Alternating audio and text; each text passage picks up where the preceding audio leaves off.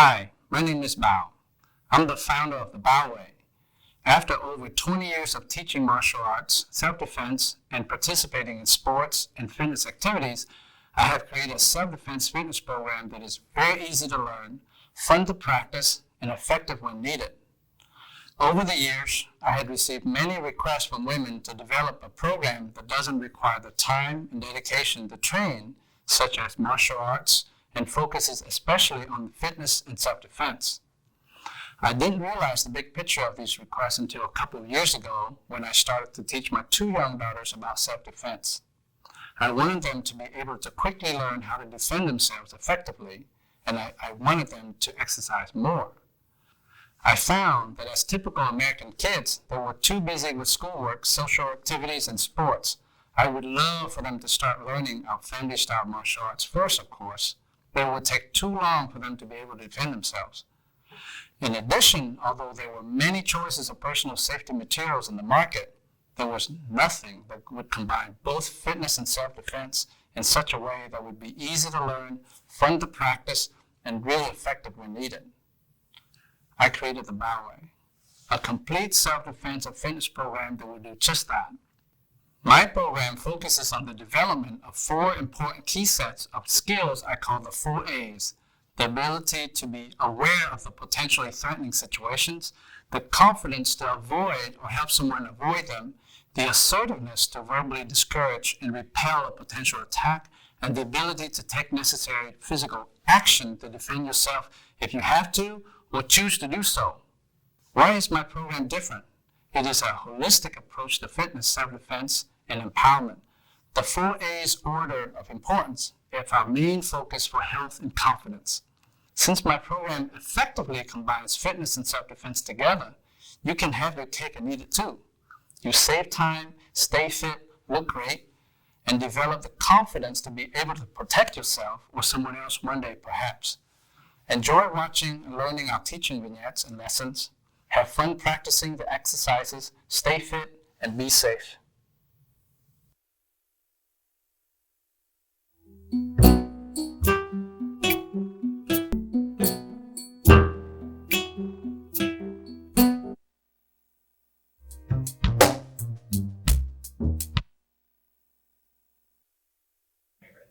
The vignettes you're about to see represent a group of typical types of attacks: situational and ambush. 5 of these vignettes have different outcomes to teach various verbal and physical self-defense skills. The first vignette is important because it represents over 80% of the reported attacks by someone the person knew by first name. Many of these occurred in this person's own home or a neighbor's home.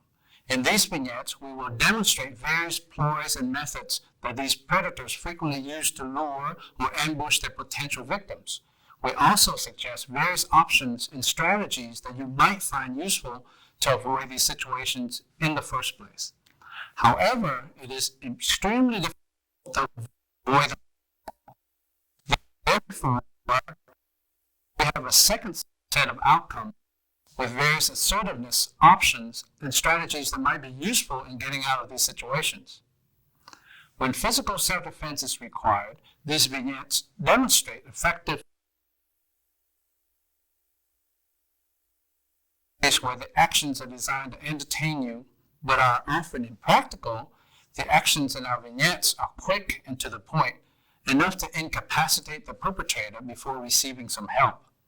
I must caution you that the levels of effectiveness in using any of the strategies shown in these vignettes, either assertiveness and/or physical skills, are highly dependent on the mental and physical states of both the perpetrator and the defender.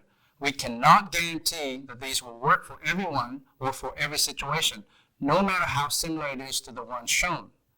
If you were to be caught in one of these situations, you must exercise your best judgment because only you know your level of mental and physical ability to defend yourself. The more you practice, the more effective you can be.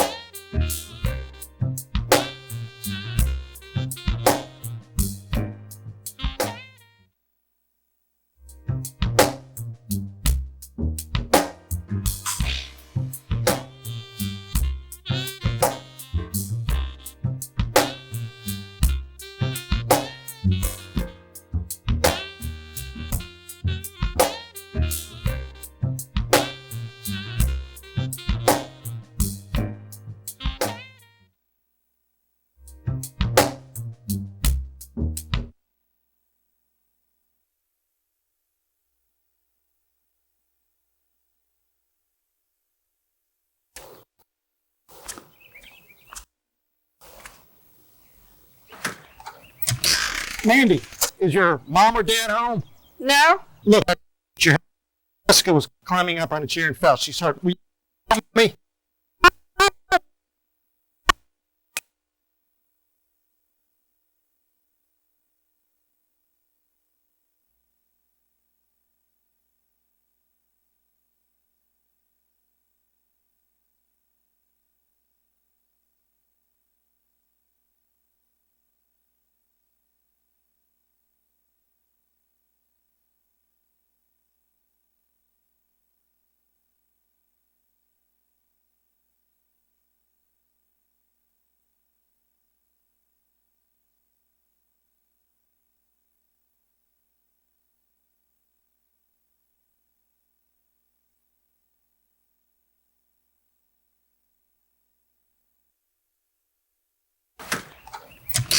Mandy, is your mom or dad home? No, but they just called and should be home any minute. Look, I really need your help. Jessica was climbing up on a chair and fell. She started. Will you come and help me? Look, my parents will be home soon. Right. Well, I can't wait for them. I'm sure they won't mind if you help me. Well, I can call 911 or even Mr. Jones. I'm sure he's home and would want to help. No, that's okay. I'll take care of it.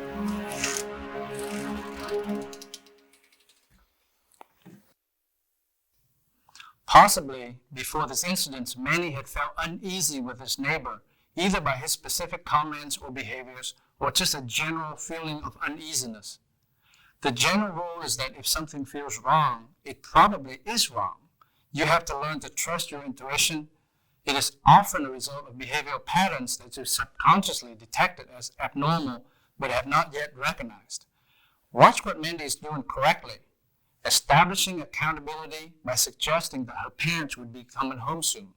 Immediately suggesting other options, such as making the phone call for help or looking for help from a neighbor.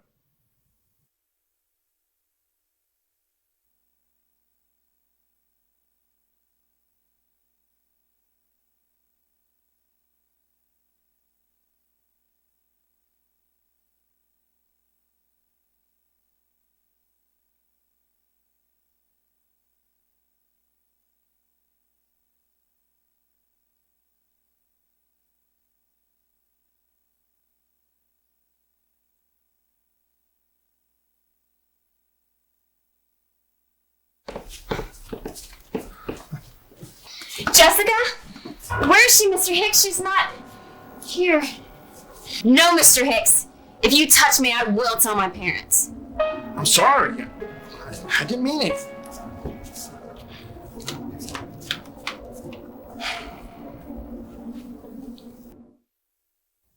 However, no matter how careful one can be, it is still possible to be caught in the second scenario. Can you imagine the feeling of shock, fear, and possibly panic that she must be going through? However, she's composed, firm, and determined. Notice what she's doing correctly. To this guy, she's a strong and confident person. Good posture, firm voice, defensive stance with protective triangle guard that is non-martial arts looking to lower his guard, but ready to fend off an attack. She recognizes that he's not a psychopath and uses threats with firm conviction to make him realize that he will have to deal with the consequences if he were to attack her. In many cases, these types of perpetrators back off to avoid further confrontation. In this vignette, he senses her conviction and decides that it is not worth the consequences and backs away.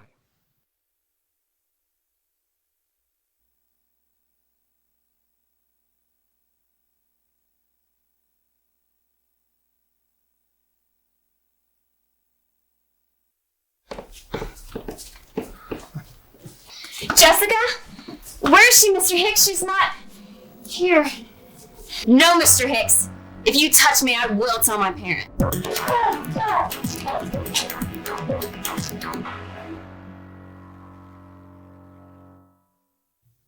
The self-defense strategy used by Mandy in this vignette is one of the most effective groups of techniques in the Bowery method. They're simple, mostly elbows and knees, but very powerful and offer a high degree of success. Unlike action scenes in movies that you might be accustomed to, self-defense actions must be very fast, powerful, precise, and effective, since the perpetrator is much stronger. the defender cannot afford a prolonged struggle. Here, she's able to anticipate an attack and moves forward the cage to protect first, follows through with a counterattack sequence, and escapes all very quickly. Did you know that over 80% of sexual assault cases were by someone the victims knew by their first names, and over 50% of these cases occurred in the victim's own home or a neighbor's home? Surprising, isn't it? Even more astounding, for child rape victims ages between 12 and 17, 36% were victimized by members of their own family. The reason that you need to be aware of this is because it could be quite shocking when you find yourself being assaulted by someone you know, trust, respect, like, or are even attracted to. It is important to learn to trust your intuition and identify the patterns of behavior ahead of time to avoid and to discourage potential assaults. There is a brighter side to this set of statistics, however. These perpetrators are unlikely to be psychopaths or murderers. Thus, they're more likely to back away if you decide to make a scene or use other self-defense tactics. The vignette shown is a typical case of luring. Luring is a situation when the perpetrator uses various methods of persuasion and or deception to lure a potential victim away from her or his safe place to be alone. Another situation of luring is depicted in another dramatic vignette where the perpetrator uses persuasion and deception to put himself inside of a home where the woman is alone. The most important thing is to trust your intuition. If you sense that something is wrong, it is probably wrong. What could be the worst case if you're wrong? The reason that we call it intuition is because the picture is still not clear just yet. It is no different than seeing just a glimpse of that striped tail in the jungle. If you don't know what the tiger looks like, you don't have to wait to see its entire body before figuring out that you're in danger. Your intuition tells you that the stripes don't go with the rest of the environment. This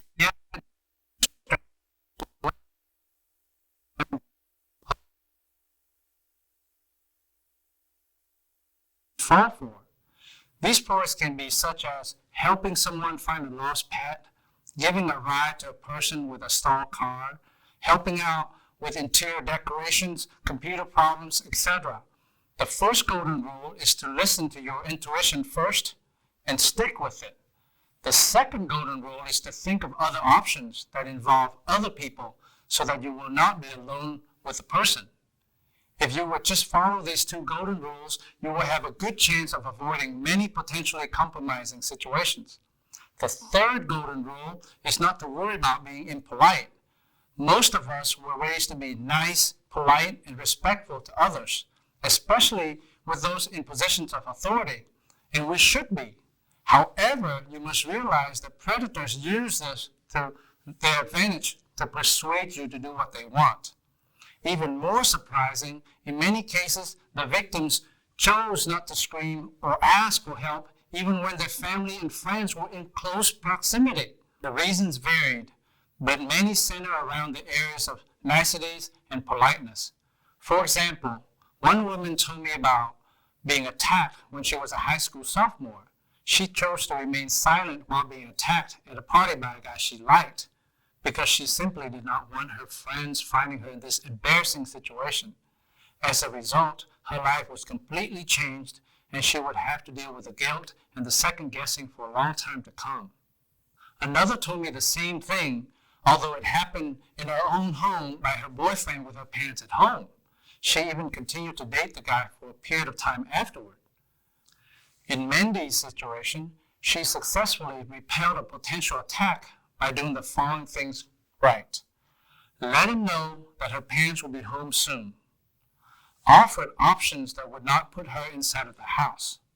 My advice is to look for all reasonable options other than being inside the home with the individual and state them convincingly. If you can't come up with any, make one up and be decisive regardless. Don't be too concerned about being impolite. Your safety comes before everything else. In her case here, Mandy offered to seek help with another person. She controlled her fear and remained calm. She stated her opinion firmly and decisively. She established eye contact. She used threat to let him know the potential consequences. She also had a strong defensive posture. And finally, she applied her self-defense skills properly before escaping. Mandy should still report this incident to her parents and authorities, because these types of predators will not stop unless they receive proper help and treatments.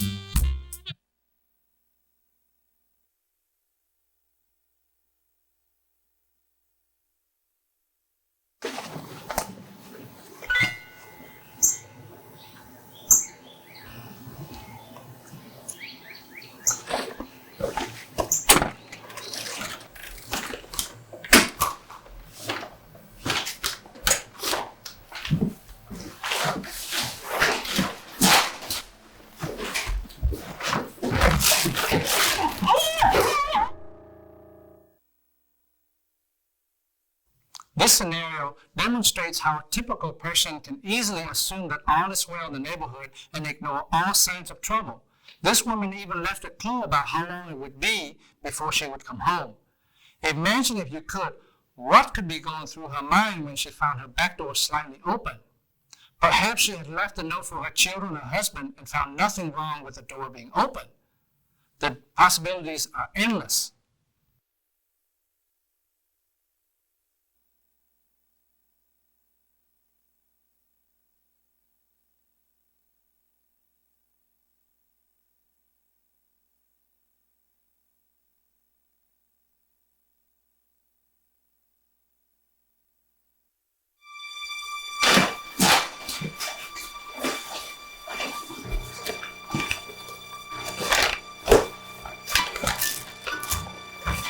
Stop!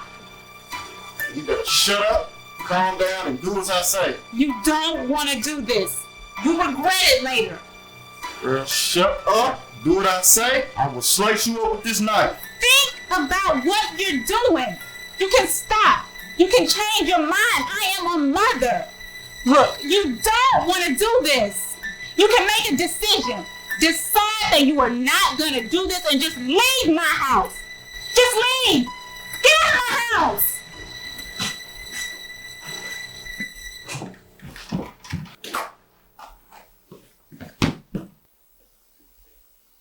I need a police.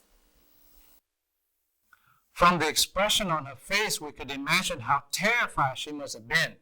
However, her voice remained calm but strong. Her body language showed strong but non-threatening posture.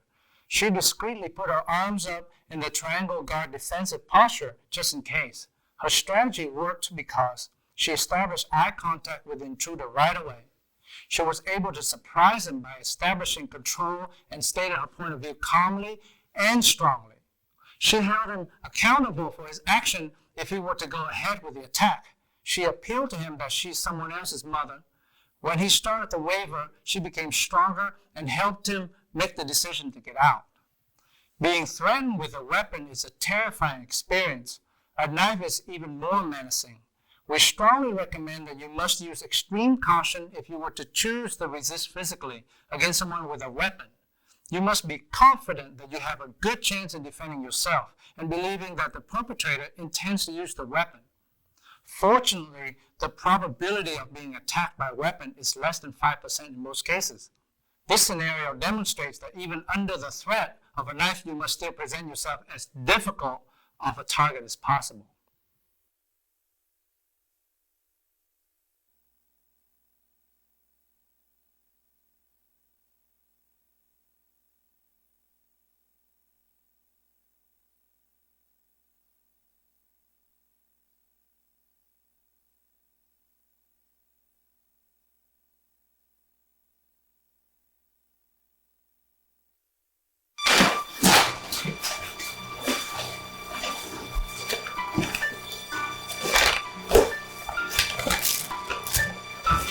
Stop! Stop! No. Stop! No!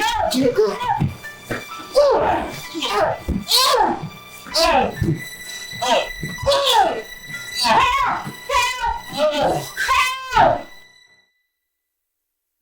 In this scenario, the woman first did something wrong. She tried to outrun the intruder.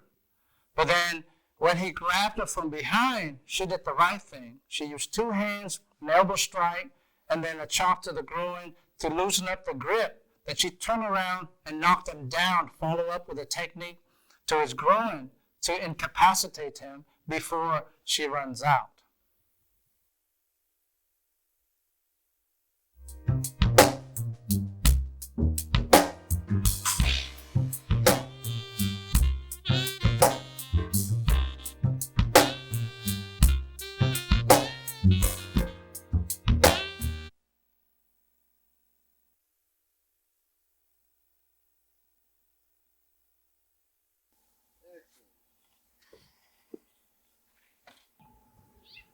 Hey, Elise, I'm gonna go running. You wanna go with me? If you wait about 20 minutes, I'll be done with this. Actually, I think I'm just gonna take off now. I'll catch up with you later. All right, I'll see you when you get back. Bye.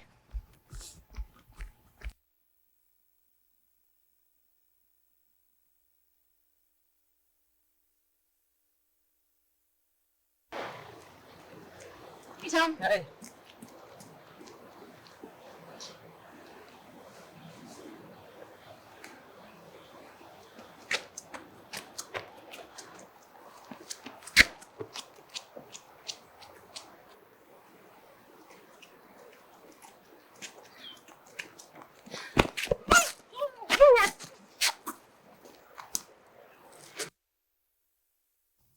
One out of 4 rapes occurred in a public place or in a parking garage. 2/3 of them occurred between the hours of 6 p.m. to 6 a.m.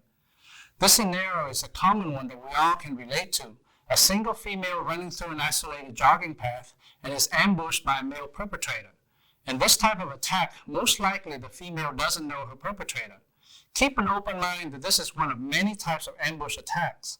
These attacks could happen anywhere. The same scenario could play out on a downtown sidewalk at night or perhaps a hotel hallway, etc.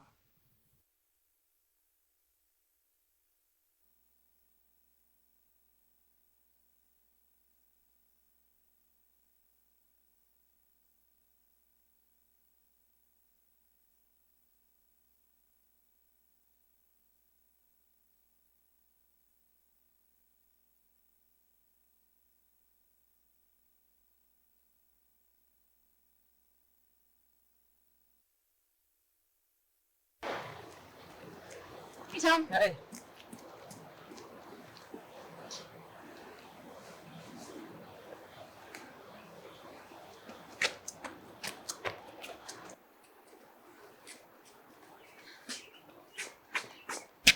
Stop. Are you following me? No, I'm not. Then why did you speed up when I did? I'm not. Look, there needs to be more distance between us. This is really uncomfortable for me. Wow, you're really paranoid. I'm just jogging. Well, if you're just jogging, then I need you to put some distance between us. You don't own the park. But if you'd feel better, go ahead and put some distance between us, you psycho bitch.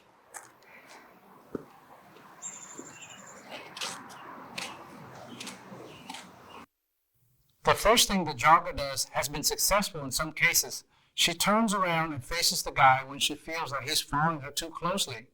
A few women who had trained with me report similar success. Although she's a petite person, she still presents herself as a strong and confident person with her posture, firm voice, and protective arms to make sure that he keeps his distance.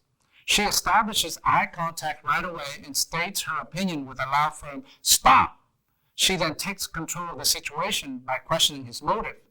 When it is apparent that he's stunned by this sudden turn of event, she presses on with her questioning and lets him know that his behavior makes her feel uncomfortable.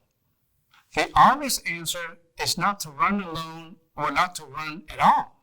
Of course, none of us will seriously consider this option because we cannot go through life without doing the things we enjoy doing.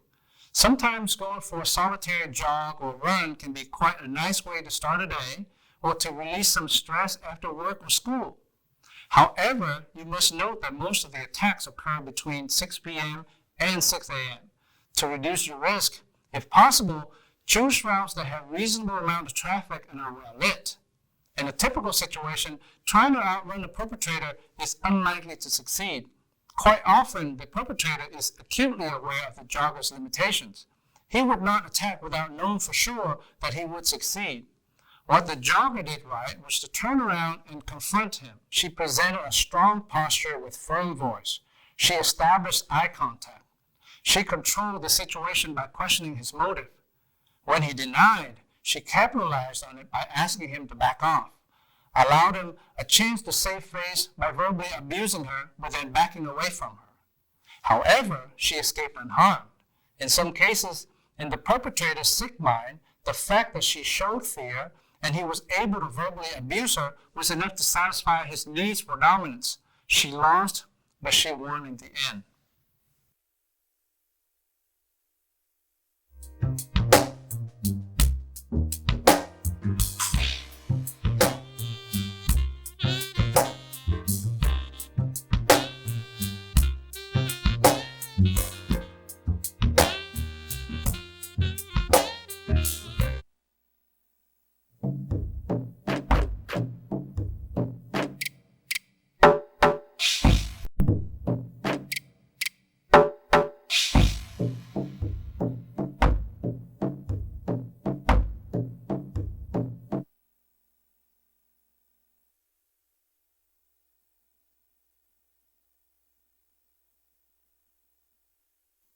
The vignettes only represent the more common types of attacks. They demonstrate, by example, the various ploys or methods the perpetrators might use. Before an attack, most likely the perpetrator has already assessed his chances with the potential victim. This process is what the best-selling author Gavin de Becker in the book The Gift of Fear called the interview process. The pattern for this process includes forced teaming. Forced teaming means that when you hear something like, we can do this, we can do that, all of a sudden, the guy teams you up to do something. That's called forced teaming. The next part of the interview process is called charm and niceness. This way, the perpetrator disarms you with his charm and niceness to persuade you to do something or to lure you to go somewhere with him. Next, when he offers too many details, there's something wrong. If the guy talks about something that's relevant to what you guys are talking about, that's fine. But once he starts offering too many details in order to convince you to do something else, you should raise a flag because there's definitely something wrong there. Typecasting, it's another tactic that a person may use to get you to do what he wants you to do. And what that means is he'll guilt you into something, or he'll challenge you just in a little bit critically so that you would go the other way. For example, he may say something like, aren't you too proud to help this old man carrying this thing into his home? So again, when you hear these types of behaviors, raise a red flag and be decisive and say no. Loan sharking is when a person volunteers to do you favors without your asking at all, and then at a later time calls on it as a favor in order for you to do something for him. So in this situation, again, you have to recognize that that's loan sharking and cut him off early. The unsolicited promise is actually easier to recognize because every time someone tells you something and then all of a sudden you hear, I promise. You never ask the person to promise, but the person to say, I promise. Oh yeah, believe me, this is gonna work, I promise. Oh, believe me, you'll be fine, I promise. Anytime you hear an I promise, that's a sign. Get out, cut them off. Discounting the word no. Now this one's an easy one because every time that a guy keeps insisting on helping you or saying something to ask you to do something, and he doesn't listen to your refusal or your no's, that's a bad sign. So anytime you see this pattern from a guy, get out. Many of these ploys were used by the perpetrators in the vignettes. To be safe, you must be able to recognize this process as soon as it develops and present yourself as a difficult target as possible. The perpetrators tend to select the easier targets, of course. If possible, you may want to alert others so that proper steps can be taken to make sure that these people cannot harm someone else. When facing a potential perpetrators, you should also assess them so that you can decide on which methods and strategies to use to best protect yourself. Assess the perpetrator's language, mental state, posture, weight distribution, and visible physical limitations. In addition, the ability to control fear and its physical side effects is very important. You might experience the following: shocked that it can actually happen to you, shocked that it is by someone that you might even be attracted to, shaking, frozen by fear, heart pounding, urinating, sweating. Sometimes, by keeping your breathing steady, you might be able to start calming yourself down, then start focusing on this task at hand, reinforced with positive thoughts about you and your abilities. Let me tell you a little story. At the refugee camp in Jakarta, Indonesia, I once confronted a much bigger bully at the water pump to protect my younger brother. I remember my heart was pounding in my chest. It was difficult to breathe. His chest was right in front of my eyes. I was trembling, and a discreet warm trickle of urine was running down the side of my leg.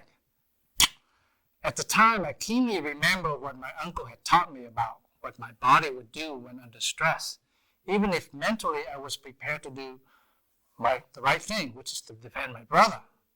As a result, the bully backed away and everyone was safe. As long as you're aware of these things, you don't panic when you experience them yourself. There are 5 controls that you ought to know to be safer. Control of the area, which means being aware of your surrounding. Control yourself, which mainly controls fear, really. Controls the perpetrator, which means that strategies and tactics you choose to use can affect the outcome. Control of the situation. The earlier you can identify the potential problem, the earlier you can avoid it. Control of the consequences. Only you know which is the best option to use in order to survive an attack.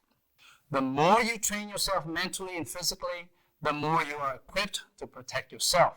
Verbal and assertiveness skills are mainly about listening and communications. In some instances, you do want to acknowledge the other person's point of view and still state your opinion or feeling firmly otherwise. You can phrase your statement around these 3 words: feel, felt, found. For example, you can say something like, I know how you feel because I felt that way before. However, I find that. You see, those 3 words, feel, felt, found, allows you to acknowledge the other person's feelings and state yours. Another set of skills that's good to have is the listening skills. And this one's easy. All you have to do is let him know that you're listening by repeating his demand, starting with, so what you are saying is, and repeat what he says. So when you do that, he knows that you're listening and then can be more open to what you have to say. You should develop the skills in your everyday conversation. It's good for everyone. Another good skill that you can develop is eye contact. Believe it or not, without practice, it is difficult for most people to look another person in the eyes for more than 3 seconds while trying to carry on a conversation. You can start this exercise immediately with family members or friends. Have them each hold one hand up as you tell them a story. While you're talking, look each person in the eyes for at least 3 seconds. Each person will drop his or her hand to acknowledge this. you'll find this exercise more challenging than you thought. It is a good skill to have to assert confidence. Another important thing to remember is there are no rules and no limits. I remember on my first day of school in America, this big red-headed kid came behind me in the cafeteria and gave me a headlock from behind while I was sitting down. None of the self-defense techniques would have worked except for one: biting. It worked. It embarrassed my dad, but it worked. After 3 years of training, the most effective technique that I could use to repel the guy was biting, believe it or not. See, when your safety is on the line, remember, there are no rules and there are no limits. Don't worry about being polite. Use all available resources to be safe. Practice makes perfect. The more you practice, the more effective you can become. So train hard, stay fit, have fun, and be safe.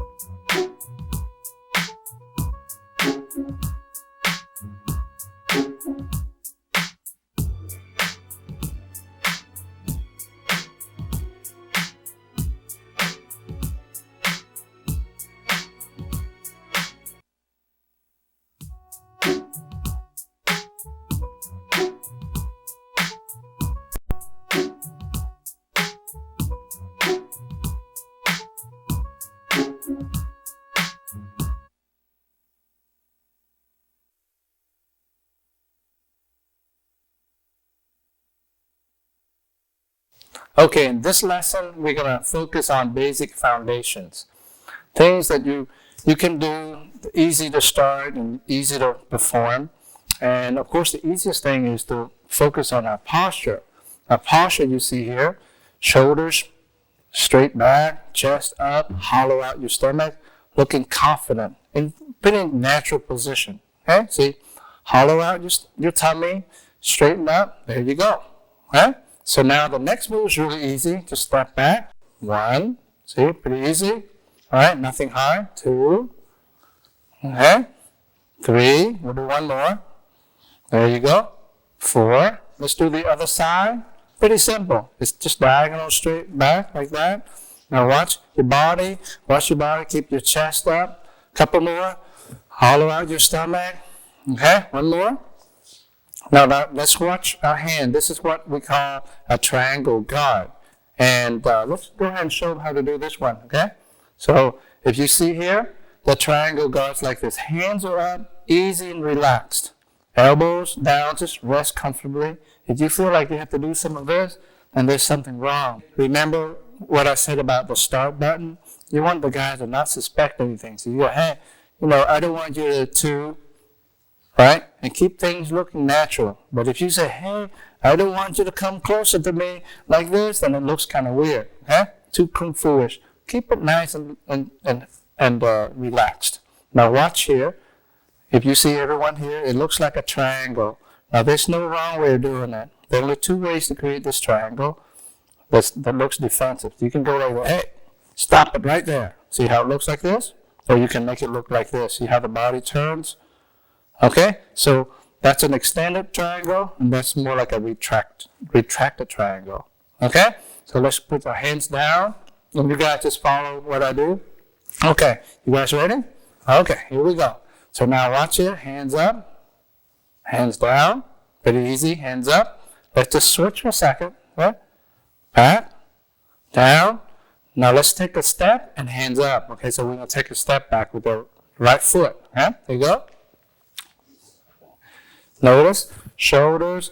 This is a nice defensive position because you don't offer everything in front to the attacker, so it makes it harder to attack. Okay? See, if you're like this in front like this, even if you look confident, if the guy is close, he can get to you. Okay? And he can lock you up with one hug, or one bear hug, or one straight line attack. Now, if you make yourself more like this, see, it's much harder, and you have built-in, what I call built-in weak point. So you can let the guy go either way. Yeah. Okay? So let's go back to where we are. Hit one. Okay? Back. Back. Step back. Good. Return. Couple more on this side. There you go. One more. Okay? Back. Pretty easy, huh? Let's go to the other side. Same thing. Okay? Hit. Back. Now you can do this. Some of you guys can change it up a little bit. Okay? And you can change it up back there too. See that? Just return. Very easy. Back. See? Very easy. Return. One more. Back. Okay? Now notice my hand would stay very natural. Alright? The next thing that we're going to do is the elbow. The elbow is a nice basic foundation for this whole thing. How I like to do elbows would be more like this. Right now, some of you guys may try to wing it like this. These are actually wrong ways to do an elbow. The elbow, you want to use your legs. So I want you to bend your knees and push the elbow out and keep as close to your body as possible. Okay? So watch here. Watch how I do it. Hands up like this. Bend my knees. You guys want to do it with me? And we'll go to this way. Now watch here. Push off with your right foot. Feel your right elbow coming out. Okay, pretty easy. Back. Bend your knees. Straighten your left knee out. Go to the left. Use your left elbow. There you go. Bend your knee. Pretty easy. Out. Straight. So it's, see, now if we go faster, watch here. Here. Down. Out. Down. Out. So you can feel like you did a squat. Get your glute in there. Push it out. Pretty easy. So now we get in the habit of using your legs with your upper body. Okay? The basic foundation is always legs because your legs will always be stronger than a guy's arm. So when we do these kind of things, you're actually pitting your legs against a guy's arm. Okay? So when you do that, you have a much better chance.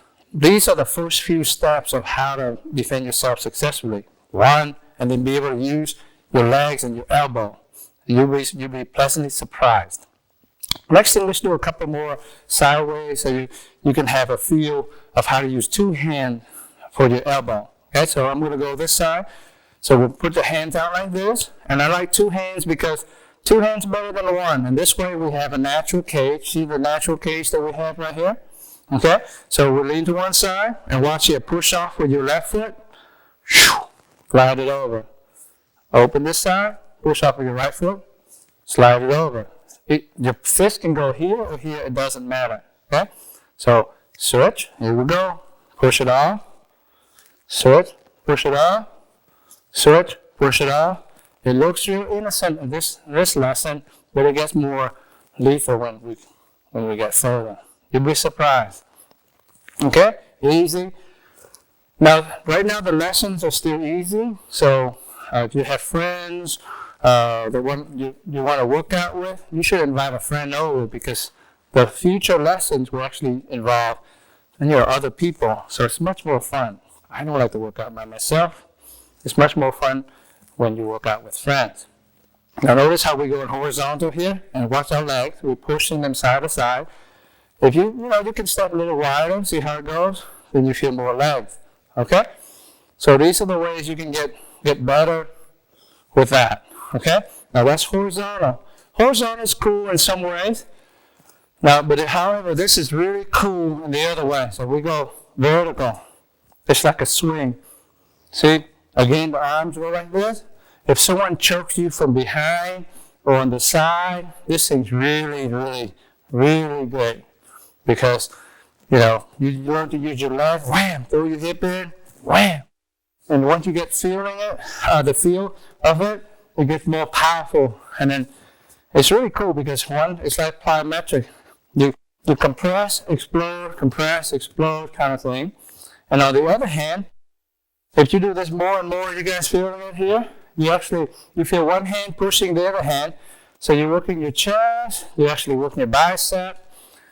They kind of go against one another. And then you work your legs. Okay? All right. How do you guys feel out there? Pretty good?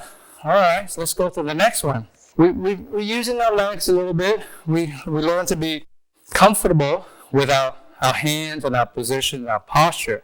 Let's go to the next final piece of this lesson, which is how to use our knees. Knees are important. Most people think, knees, that means I have to knee kick somebody. But knee is the beginning component of a kick. That is more than just a knee. So we're going to build it, again, how to use our knees. It looks innocent, but again, if you practice, you do a few more, you actually get real good exercise, and you actually feel it. Now, unlike kickboxing or other things, when people do knees, you don't have to be as precise. But the way you do knees, in this class, I prefer that you be really, really precise. Okay? So let's watch here. Watch when I do my knee, my toes, my foot stay up. Okay?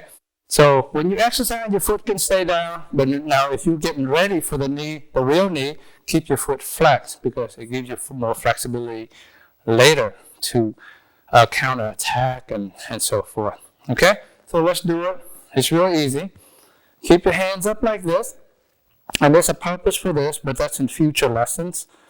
So I like the hands to be like this, creating like a triangle. I like triangle everything. Everything's triangle. They actually work out pretty good. 3 things easy to remember. Okay? Keep your hands up like this, palms down. Look at the triangle here and just bring it down to the foot. Back up, down, just like that. Okay?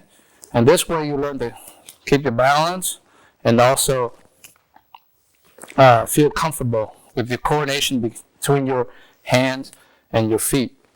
And the reason we're doing this, it looks innocent, but later on you learn to take people down, and your hands and your feet have to go together. And that's the key part. Okay, let's do the other side. Ready? 1, 2, 1, 2. See my foot? Straight. Foot is straight. 2. Now if you like, you can work out. Squeeze when you get here. Squeeze your stomach a little bit. And actually it's really good. Concentrate on your stomach. Okay? How are we doing, guys? Good. Okay? So notice again, this helps you with your posture. And actually when you do this, you're going to feel your arms. You can guys start feeling something already. Okay? So the more we do this, the more we feel it.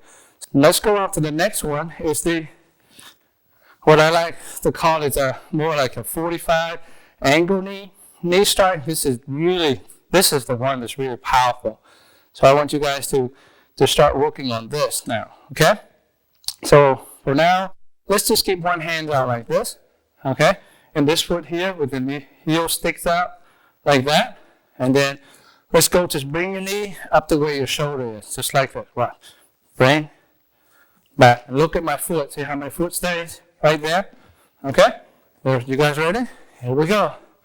1, back, 2, back. And see your hand stays nice and control. 3, just like that. Okay? Now the foot here, it's nice to flex it because later on we'll learn to come out with a kick later. Okay? How are we doing out there? Good. This should be a little harder than the other one. Let's do a couple more. 1, 2, 1, 2. The other side. Pretty easy. Now watch my feet. See how they kind of parallel like that? And here, lock your leg, your hip in, so you feel like the power from the floor. Okay? Feel that floor. It's nice and steady. So now this hand's out. Okay, here we go.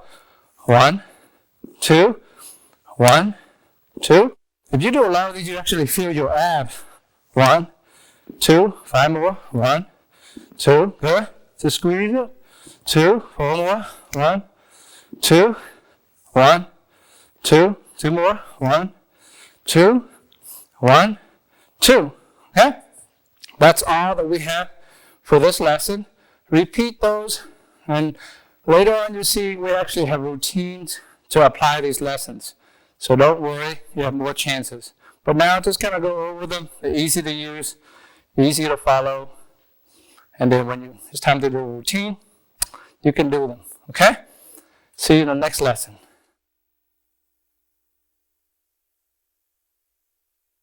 Now in this lesson, we're going to learn about power of our positions, what we have, and the weaknesses of what the guy has physically. You want to use what you have. Women have they use legs a lot, and they're good at using their legs. I learned this actually from rock climbing. Most women can climb rock much better than men at the beginning because they use legs. Men will always try to use hands.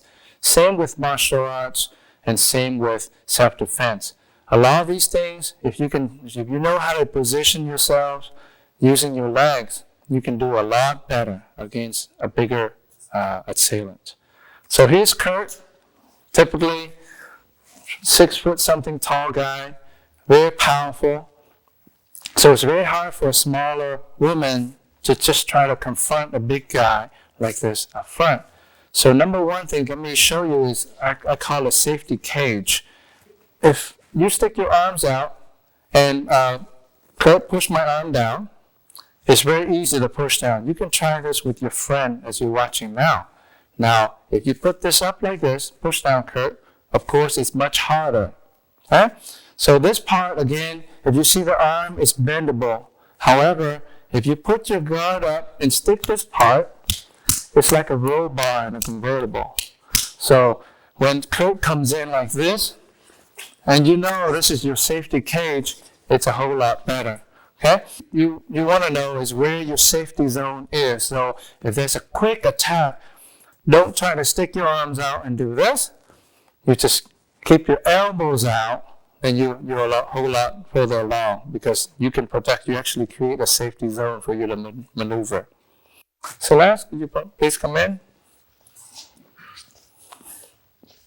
So Celeste face Kurt, and let's show the cage situation here. So if Kurt comes and makes an attack to Celeste and create so you watch Celeste create a cage situation here. Now this part is unbendable, so as he keeps going, and then she backs away, that gives a lot of safe space. Now let's go back to that again, but this time if she just opens up, maybe perhaps open up this way, and she can deflect a lot of his momentum, then you notice now she's in a position that's more advantageous for a counterattack. All right, so let's do that a couple more times. As you see here, it's really easy and it's very instinctive too because someone comes at you, you're gonna go like this. So, but when you go like this, don't panic. Stick your elbows out and back away, and then the guy's gonna go right by if you're facing an ambush. So if you know nothing, this at least is like you're a Spanish matador. You know, the bull comes in, will open, let the ball go through. That's what you do. Okay, let's do a couple more times. That's one. Okay? And this time it doesn't matter where she goes. If the guy commits, that's a great way to do it. As I had talked to you before about straightening the arm, which is your weakness, and you want to bend it so that about the safety cage. Now you would want the opposite to occur to your assailant. So you always want his arms and legs and body to be as straight as they can. So we'll talk about these techniques of how to get them like that. Okay? But while Kurt has his arm out, let's analyze the situation here on an assailant. Now, if you are on this side of your assailant, we call it the strong side because he has momentum. This side, he has options to attack you with this hand and that foot, and all that power is coming to you. And what you always want to do is go to the weak side as much as possible, which is on the far side of the strong side. Once you're on this side, you have a better chance because watch here. As I move here, he has less chance of attacking me actually if then I'm standing here or here. So the closer I get to this part, actually, the better I'm at. Okay? Thirdly, because right now I'm about the same size as Kirk, and the typical male situation is the guy will try to power the assailant, right? Now, this method actually works for women as well because what you learn to do is you actually learn to, if you're smaller, you don't have to pull the big guy. His momentum's coming this way. All you have to do is worry about is to pull yourself away. So as long as you're strong enough to pull yourself out of trouble, then you're a whole lot better. Okay? Of course, you don't want to pull yourself into the guy like this, then you're really in trouble. So the key thing is try to go off to one side and pull yourself away from trouble. The next thing that from here is also I like to talk about is action-reaction. Because sometimes if you move, your first instinct is to pull away and it doesn't work, we're going to teach you how to move the opposite way because the minute you move like this, the guy's going to try to pull you back. So he's going to try to back to control. And you move the other way and then you get out. So let me show you this again. If your first instinct is to yank away, don't panic because he's pulling you back. Use his power and again, go away from his strong side, then you're a lot safer. All right? Finally, in this lesson, we're going to go over what I called delaying the start button. A lot of times when you're tense and you're trying to do these type of things, they won't work because the guy, the minute he sees you making a move like this, the clock starts in his mind that, hey, that person's doing something, so he has more time. But however, if you take his guard down by not doing it, by relaxing, and then strike at the last second, he has less time to react. So we'll teach you techniques of how to slow down, delay that start button in his mind. All right? The next thing that I'd like to share with you is what I call a weak link escape in this lesson. So the weak link escape, if you notice here, this is called a weak link. Whenever there's a grasp, okay, any grasp, there's a weak link right there where the link joins. So the principle is to turn the sharpest part of your wrist or your bone, and then turn toward it, and then move the legs first, and then it'll create some momentum, and then the arm will pull through. For our method, for women, I prefer to use both hands because they all go together. So watch Celeste one more time. She'll turn, exactly. Okay, and notice again, she'll go to the dead side. In the latter lessons, you're going to learn to go either way and then they'll get out. So, but for now, this is what you ought to practice. Have someone hold it here. Okay? Slowly turn the sharp part of your bone toward the weak link. grab the hand, step, and use your leverage, use your legs, and pull, wham, and that's your out. All right? So the key thing is, again, use your legs. Now, sometimes it's really cool in real life to actually go like this, ow, that hurts, right? But the guy doesn't know that you actually, find an excuse to delay that start button to get there and help out. You go, ow, that hurts, wham, it comes out. So sometimes that works, and later on we'll learn this. We will teach you how to escape different ways. Okay, now you have learned, remember we learned these motions right here earlier? Okay, mostly elbow and knees. Now let's go to the application of how to use those. You'd be surprised. Okay, now we're going to combine this with the weak link escape that we had shown you earlier. Remember the under, over, and the other way? We're going to show you how to do it on all of them. However, for right now, we're going to show you the under with the elbows. Okay? So you guys go ahead and show it. Great. You see? Let's go back. Let's slow it down a little bit. Notice, Celeste is going to take the step first, so Kurt doesn't suspect. So go ahead and take the first step. Now notice this part here. Notice how she angles it toward the weak link. She's going to use the other hand, and the leg is going to pull across. Go ahead, pull. And notice Kurt's momentum is this way. Now Celeste, what she wants to do is to go away from the power side. So she's going to pull him a little bit, and when she pulls, notice the shoulder's going to go back. So that actually stops his momentum from attacking from the other way. And as he's doing that, she's going to pull herself into Kirk. Again, notice, very safe here. Okay, keep going. The next part, she's going to elbow him right there, which will cause him to lift his arm up. Now, the minute he does that, notice he's blind. He doesn't see the knee coming up. So here comes the knee. Boom, right there. So he doubles over, and then that gives her room to run off. Okay? So what you learned up until now, you can use for this situation. Okay, guys, so let's go to the next situation. The same thing on the top. Notice you can use the same thing all the way up to the grasp that we had shown you earlier. Let's go again. First step, use your leg, step. Grab the hand, pull. Notice, again, everything looks the same, right? Grab, pull in, boom.